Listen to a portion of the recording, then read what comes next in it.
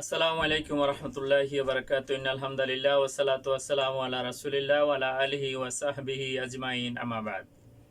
সম্মানিত দিনী ভাই ও বন্ধুগণ, আমরা আজকে জানবো মৃত পিতামাতার জন্য করণীয় আমল নম্বর 10 নম্বর আমল হলো মৃত পিতামাতার জন্য কাফফারা আদায় করা।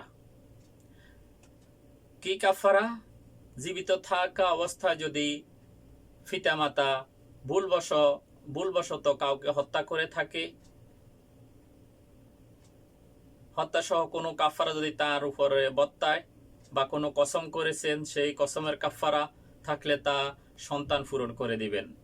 আল কুরআনে বলা হয়েছে যে যে ব্যক্তি ভুলক্রমে কোনো মুমিনকে হত্যা করে তাহলে একজন মুমিন দাসকে মুক্ত করতে হবে এবং দিয়াত অর্থাৎ রক্তফন দিতে হবে, যা হস্তান্তর করা হবে তার পরিজনদের কাছে। তবে তারা যদি সাদাকা ক্ষমা করে দেয় তাহলে সেটা ভিন্ন।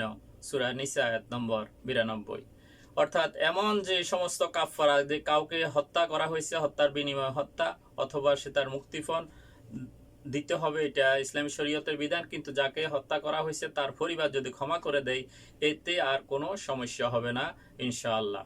আবু হুরায়রা রাদিয়াল্লাহু আনহু থেকে বর্ণিত, রাসূলুল্লাহ সাল্লাল্লাহু আলাইহি ওয়াসাল্লাম বলেছেন, যে ব্যক্তি কসম খেয়ে শপথ করার পর তা থেকে উত্তম কিছু করেও তার কাফফারা আদায় করবে।